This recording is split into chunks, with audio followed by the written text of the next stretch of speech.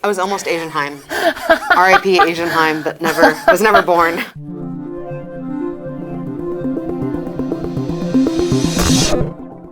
Welcome to another SoCal Sound session. I am Julie Slater, and I am joined by Sasami today. Welcome. Hi, thanks for having me. Sasami has a brand new record. I love the photos in here. The record is Blood on the Silver Screen. Not out yet while we're taping this. This is amazing. We got it fresh off the printer here. I've never seen it until today. What I know, that's so great. I'm like showing you your own vinyl. What a great picture. It's so awesome. So this album comes out on March 7th. We're very excited. We've been playing a couple of the songs. Tell me about, well, you've been here, you said, with King Tuff. You were playing keyboard. Yeah, I was playing a Moog Opus 3 and a Wurlitzer. Yes, I was a key wizard at the time. I've been playing music for a long time in the greater LA area, so I've worn a lot of hats, done a lot. I know. Of gigs. Sometimes I forget that you were in Cherry Laser, which is very funny. I'm Asian. I'm Asian, so I'm ageless. So I keep being a young adult. Forever. That's right. Well, you look amazing. I'm young adult age. So tell us about on your last album, you went on tour with a metal band, and now you've decided to do a pop record, and you seem very totally psyched about doing pop. What drew you to that, and was it anything going on in your life? Is it a personality reflection? I mean, I'm doing some deep thinking here, Sasami. Good early morning therapy. I mean, my background's in classical music, so any genre that I've ever done is my second language to classical music. So it's not like rock was like my original thing. It's like the first thing I did, and pop is like a huge departure. It's like everything is a departure from playing classical French horn for me. So everything is like a new experience, and there's a lot of like tough downsides to being a solo artist, but the best thing for me is that I can literally go in any direction that I want to, and I don't know, I'm kind of a hippie in the sense that I really like to just like go with my emotions and my inspiration and not be too caught up in like what people expect me to do or what I'm supposed to do. So if I feel like going in a new direction, I just kind of go really far in that direction and commit to it. So what do you think drew you to a pop record? I think like the natural kind of progression of the albums. When I put my first record out, it was really contemplative and introspective and kind of quiet, and my voice was a lot more like hushed.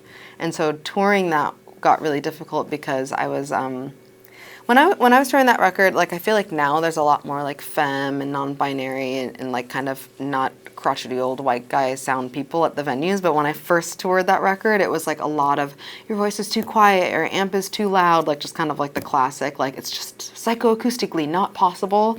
And naturally that just made me turn my amp up louder and louder. So by the end of that album cycle, I was like screaming and playing like super loud distorted guitar on songs that it made absolutely no sense for. And so I was like, okay, maybe I should like actually delve into a language that this sonic palette actually makes sense for, and that's why I got really inspired by the new metal kind of sound palette. And I grew up listening to System of a Down. Like that's just a band that even if you weren't a metalhead, somehow they were just like on pop radio, so everyone knows System of a Down. It was so melodic. It's like the most interesting amalgam of like Armenian folk music and metal, and I don't know. So I kind of tapped into that nostalgic middle school like Limp Bizkit System of a Down gent guitar energy, because that was just emotionally where I was at. And then fast forward to like doing all these like 4 months of touring in a row with a metal band where I'm like physically throwing my body at my giant metal head like bandmates that I can like headbutt and like never injure them, and was like screaming. And there's like a correct way to scream, to metal scream, like you can get lessons and stuff, but I was not doing that. I was screaming like I was being murdered, like actually you're not supposed to do that.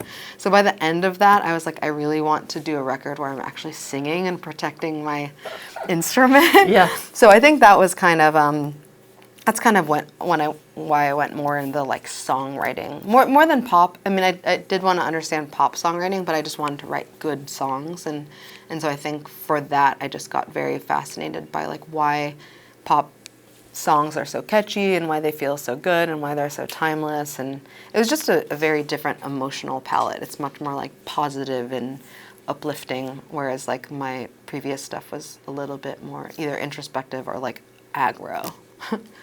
I loved a line, if I can find it here. It's funny to do a pop record, but also kind of talk about some serious stuff. On your song "Lose It All," when you love sometimes, you lose it all. So what's happening? What's happening in life, Sasami?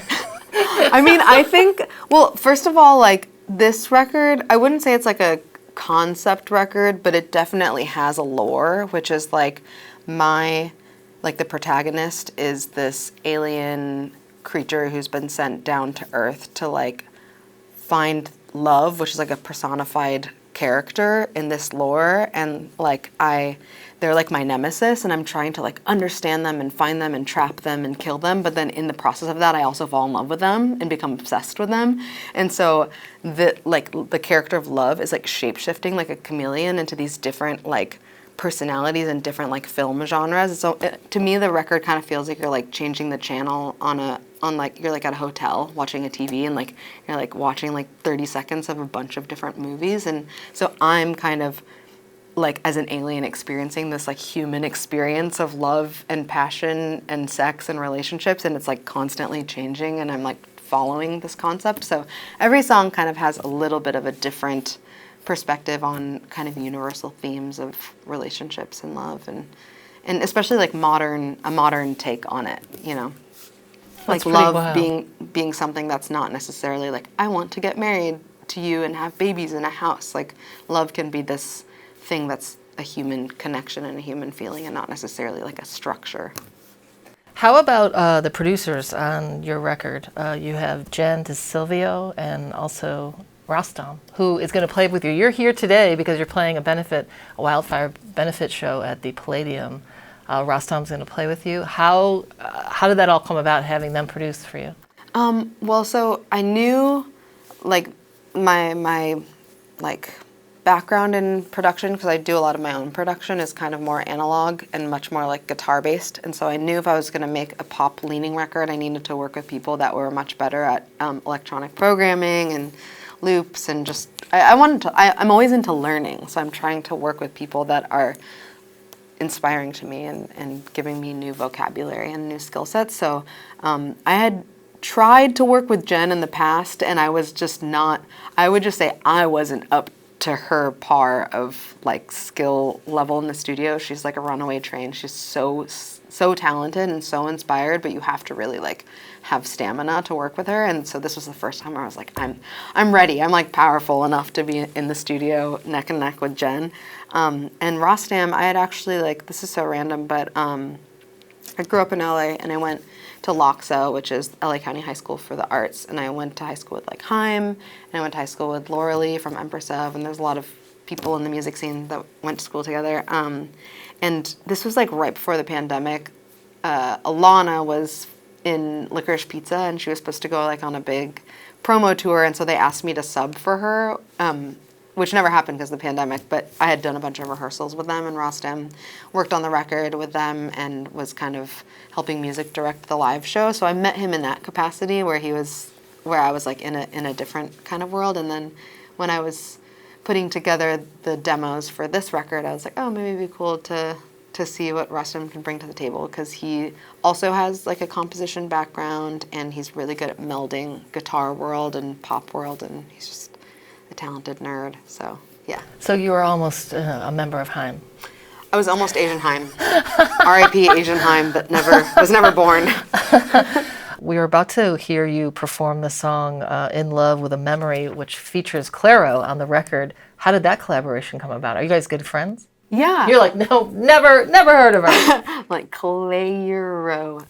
Yeah, no, I mean, it's funny being like a millennial artist. Social media is like your nemesis and your best friend, because it's obviously like this brain-rotting tool for corporations to control us. But you also... But on the flip side... But on the positive side, not to say anything positive about social media, but yeah, I've just met so many people that I maybe never would have like physically like crossed paths with, or not as soon or something. And yeah, Clairo is someone that I've just kind of become friends with on the internet for a really long time, and I know that she's been really adorably inspired by my French horn playing, and I'm obviously just inspired by her pop songwriting and her her like melodic sensibilities. We're just fans and friends of each other. So it was really an easy collaboration. And Rostam produced her, I think, first record. So they had worked together for a long time in the past. And Dave Fridman, who mixed the song, also mixed Clara's record. So there was a lot of, it was like family, honestly. A little family affair. Yes, exactly. Well, let's get into that song, In Love with a Memory. We are here with Sasami.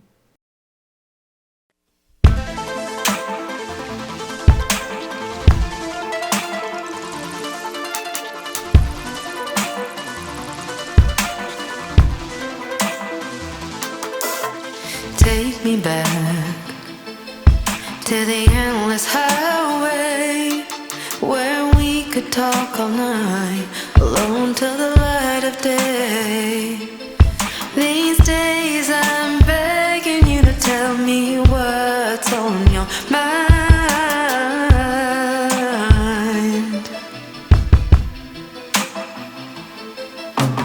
All I need is to know what you want. Can't go on just living in love with a memory. All of me is yours if you catch me as I go.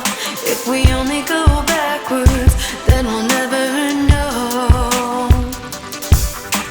Take me back to the open road where the wind can blow in my hair and the sun can kiss my face. I need to feel alive.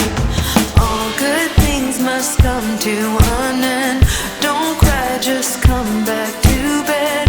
Let me feel you one last time before we say goodnight. It doesn't take away from what we shared that I need to go and be alone out there. I tried to do what I thought was right, and I need to be where the air is while I'm alive.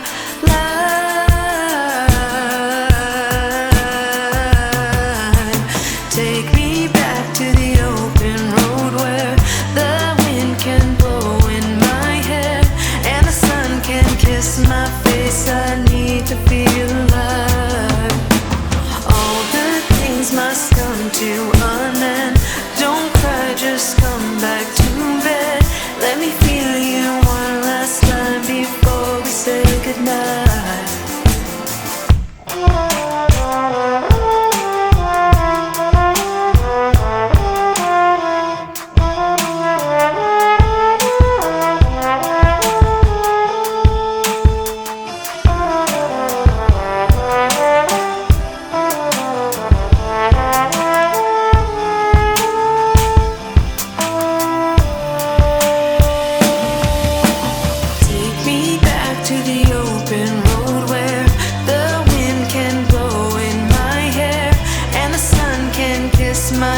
I need to feel alive. All good things must come to an end. Don't cry, just come back to bed. Let me feel you one last time before we say goodnight. Do you remember when we first met?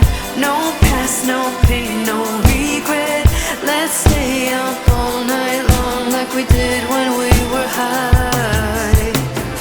I'll never forget our love, even if our time might be up. Let's go for one more drive, and even if we die,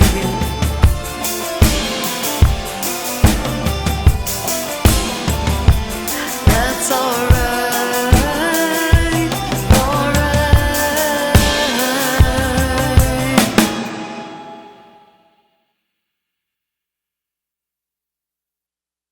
alright. So you were born in New York, but you said, did you move to LA when you were around 2 or something? Yeah, I was a baby when I moved here, so I'm an LA girly through and through. And now you've recently moved way upstate. Yes, I moved to Northern California, like an hour north of San Francisco on the coast. It must have been crazy being really a true Angelino with all these wildfires, but also being it's weird, you know, to live here is one thing, but also you're so ingrained in Los Angeles, but you are up north. Like, how did all that feel for you? Yeah, I mean, it's a huge reason why I moved to Northern California is because I find LA to be extremely dry, and I'm really into mycology, and mushrooms and fungus thrive where there's dampness, and so I love LA, and there is a mushroom season in LA, of course, but there's a much longer mushroom season in Northern California, which is why I moved up there. And so, yeah, there is this kind of inherent, always, not sick feeling, but I definitely worry about LA all the time. Like, I'm like, it shouldn't be this dry this much of the year. So, and it is interesting because there are a lot of Northern California fires. So sometimes Northern California is actually much more active with the fire season. But it is really shocking to have a fire season in winter because we kind of brace ourselves for the summer fire season, and to have a secondary fire season is definitely really concerning. So it's hard. So many of my friends lost everything in their homes, and instruments and demos and family memorabilia. So it's extremely heartbreaking. And yeah, I'm super excited to play this benefit tonight. And I think that LA just needs as much positive energy and love as possible to get through it. So it'll be a special night for sure. And the show we're talking about at the Palladium, it's called what? Well, no, Give and F. On the radio, we have to block it out. So many great people are playing. I'm super excited to go. We've got St. Vincent, Phineas, Jenny Lewis, the Linda Lindas, who we love, Perfume Genius, Lucy Dacus, Haley Williams, Muna, and more. How do you end up? I guess how do you end up on a show like that? Like, how does that work out? Do you just get a ring? Hey, what are you doing? Yeah, actually, like a little bird flew into my house in Northern California, and it had a little scroll, and I opened it, and it was like, "What are you doing February 5th?" And I was like, "Literally nothing." An interview with you. Yeah.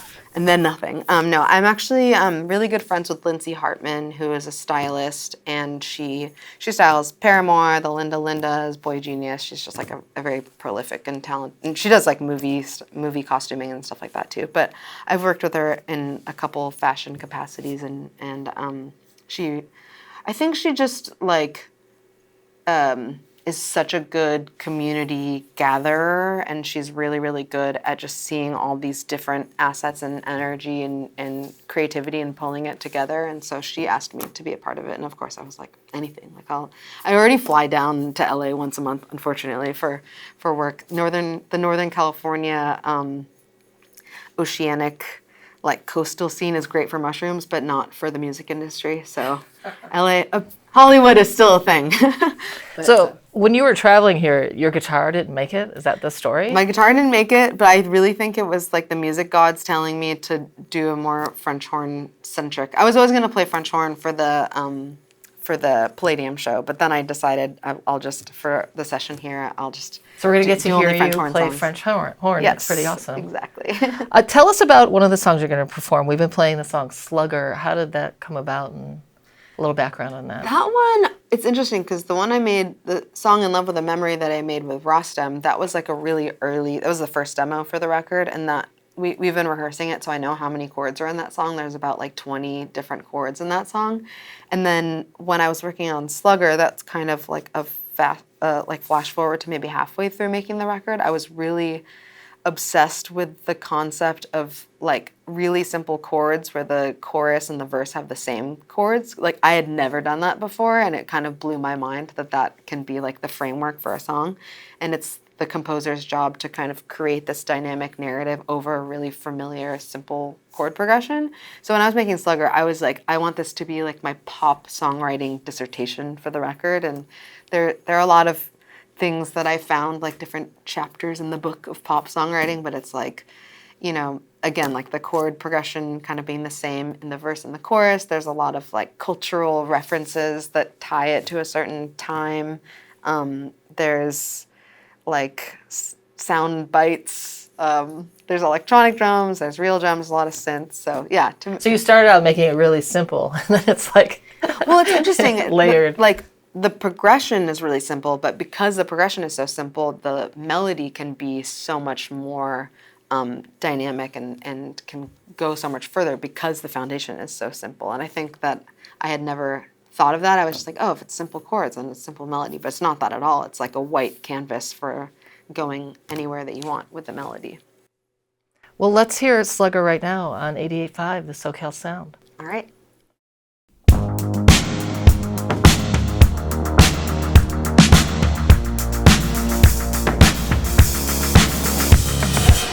I'm such a cancer, I wish I had the answer, baby.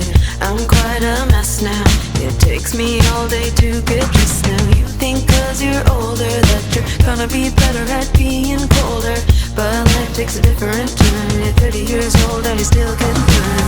Whoever said it's better to have loved and to lost than to not have loved at all should just shut up forever. 'Cause my life I've been doing fine. Now I'm crying like Polly from 9 to 5. Asking myself why, but in my heart on the line, it feels like whenever you're not here by my side.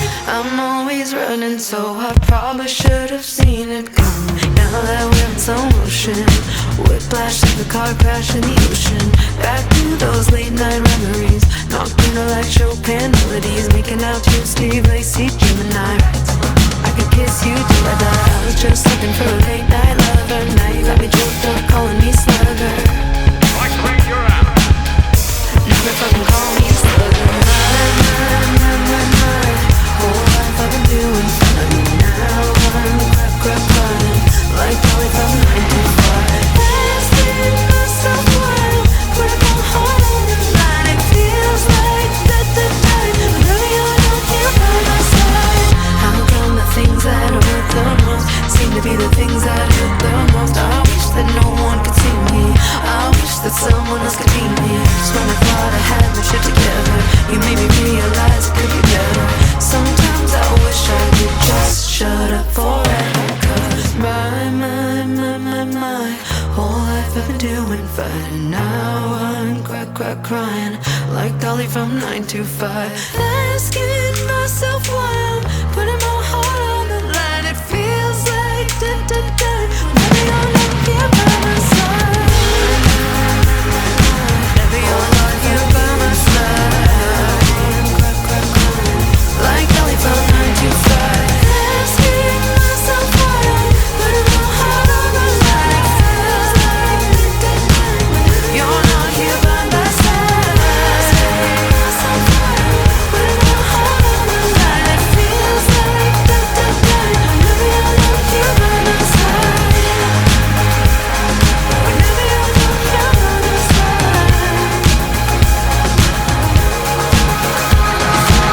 I'm such a cancer, I wish I had the answer, baby. Okay, you're doing another song, Nothing But a Sad Face. I think this is the one, oh no, In Love with a Memory was the one that you first wrote for the record. What about Nothing But a Sad Face? Nothing But a Sad Face On. Nothing But a Sad Face On is a revisionist history, like, reframing of Eve as a sex icon. Instead of being this, like, evil character that ruined all of humanity for the rest of time, I, like, actually think of her as being this, like, hot main character that, like, she actually chose to leave the Garden of Eden. Or maybe she got banished for being, like, too promiscuous or something. But the song is kind of like a portrait of her. Like, she's just been banished, so she's, like, leaning against the Garden of Eden gate, and she's, like, smoking a cig. And then she, like, gets into this old convertible car and, like, just guns it down the highway to, like, see her lover.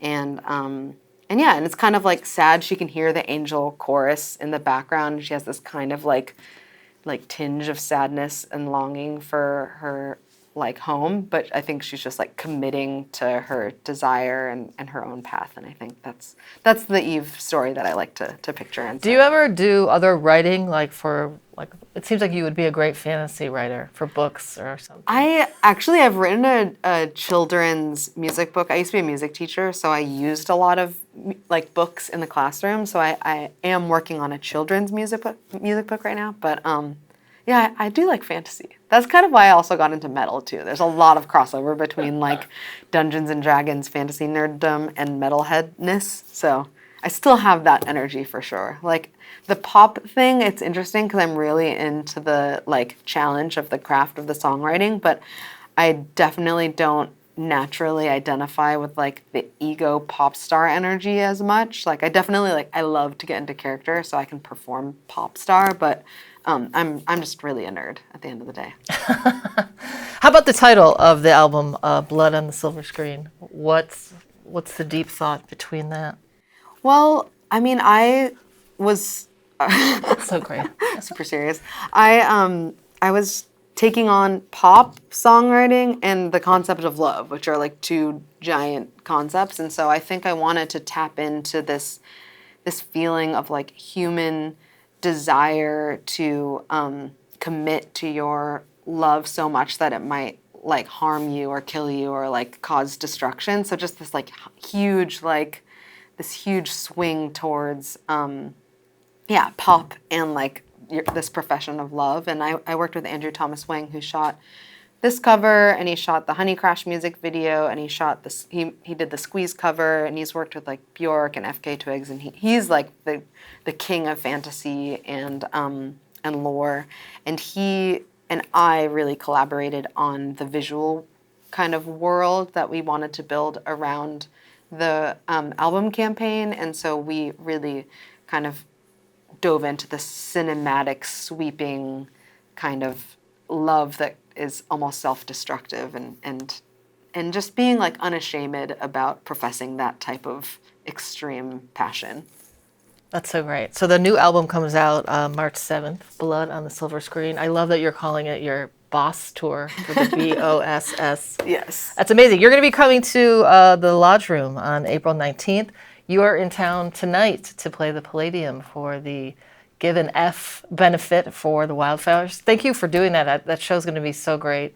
I'm really, really looking forward to seeing it. I'm really excited because I made the song with Rostam, and a lot of it is kind of electronic synths that I had programmed, but we're doing a version of it tonight where Rostam plays nylon string guitar, and our friend Chris Griotti, who's like a super shredder guitar player, is also playing like a rubber bridge. I think they're both playing rubber bridge guitars, and I'm playing French horn, so it's like a bit more of like a parlor session version of it. So it's exciting to like write a song and have this finished, super cinematic produced version, but then be able to kind of revisit it in these different arrangements. It's really special. So I think it'll be a very earnest and special night all around. Can't wait to see it. Thank you, Sasami, for coming by. Thank you.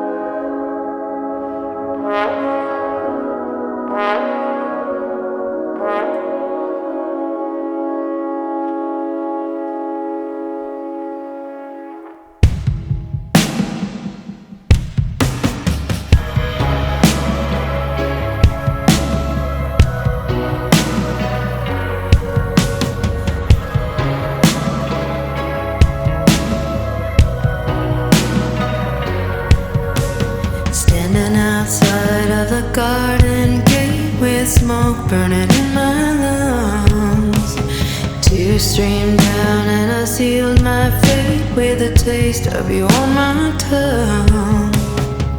Stay for me or pray for me, 'cause heaven is too far now. One taste of forbidden fruit has strung me out. 'Cause I want you right here with me, even if I know it's wrong. You like to tell me I'm pretty, with nothing but a sad face on. If hell is the only place to get lucky, then I will follow you down.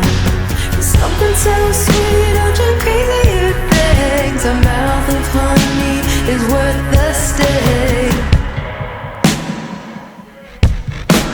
Losing my mind on the grapevine, driving 95 with nowhere to go. Taking your time, 'cause you know I get there fast when you take it slow.